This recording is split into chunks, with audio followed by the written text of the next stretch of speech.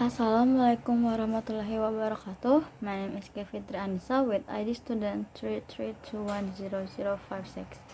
I'm here to make a video for active listening skill test, middle term test. For audio 1, Todd saw Sarah eat soup every day at work, and he asked her what was the reason. And the reason is because he loves to cook soup. And then Todd asked Sarah how to make the soup and what is her secret. And right after it, Sarah taught Todd how to make the soup. Like the first, he buy a meat, usually chicken, that's already cut up, and then some brown rice, and also some vegetables. Chop them up and put them all together in water until boils and add some seasoning. She doesn't put the ingredients before the water boils because it will be just easier for vegetables and the meat to cook a little faster. For the soup flavoring, she usually adds salt and pepper and garlic, but it depending on the type of the soup, either soy sauce or lemon juice. Sarah likes to eat some right then, and she also put it in containers for the week. But she wait until the soup is already have the same temperature with the room, and then she put it in the refrigerator. And in the end, Todd wants Sarah to cook the soup more for him.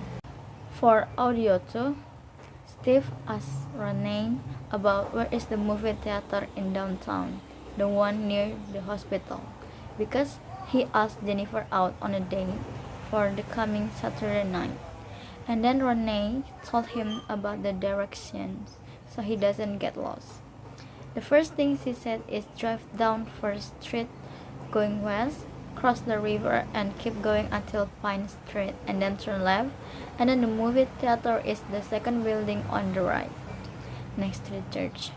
After he asked her about that, he asked about if she can give him a recommended any nice restaurant, and she said it's the Pink Flamingo, serve excellent Spanish food, and the place is started from the movie theater, go south on Pine Street, cross 2nd Street, and drive to 3rd Street. You'll see a parking lot on the left side of the street, and then turn left on 3rd Street and drive east. The Pink Flamingo is before the river on the left side, and it only open on weekdays from 10:30 in the morning until 11:30 at night, but for the weekend it open until midnight. And in the end, Steve asked Renee about where the right place to buy a flower, and she told him the only flowers she know is in front of the stadium on 2nd Street. For audio 3, the story of the sheepdog who has a master but he didn't take care of him and let him starving, and then he ran off with a sad mood, and on the way he met a sparrow who said to him, "Why are you so sad, my friend?" And then the dog replied, "I was very hungry and had nothing to eat." And then the bird took the dog to the next town so they would find a lot of food. And then they got to the butcher shop, and the bird said, "Wait there while I will looking for a steak for you." And then after they got it, the dog ate the steak very rapidly. And then the bird said again, the sparrow said again, "If you want to eat more, you can keep following me to the next shop. I will do the same." And the dog has eaten everything. The sparrow asked him, "Are you happy?"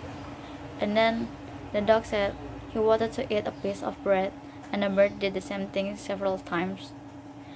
And the bird asked him again, "Are you enough now?" And the dog answered, "Yes." He was immediately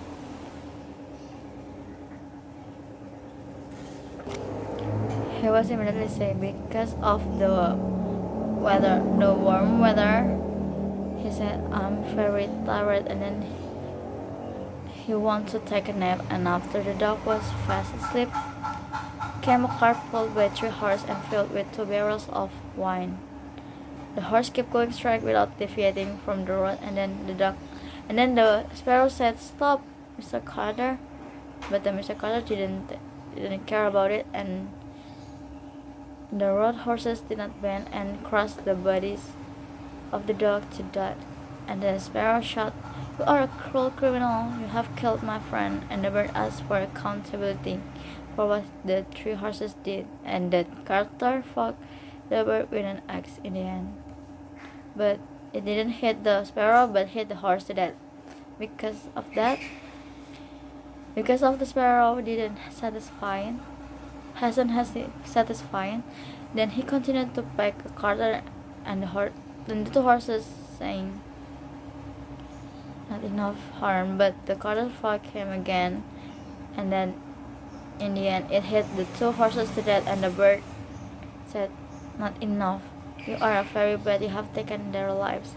And after he lost his animals, the Carter did not regret what had happened, but he sat angry and sullen while burning the chimney, and it was not until the sparrow kept shouting at him because the Carter was upset that he had lost control, so he also lost a lot of furniture in the carriage. His house. He went to his house, and after his wife came, his wife helped the Carter to kill the bird, but the blow showed up to kill her husband's life, and the bird flew home peacefully. I think that's enough for me. Wassalamualaikum warahmatullahi wabarakatuh.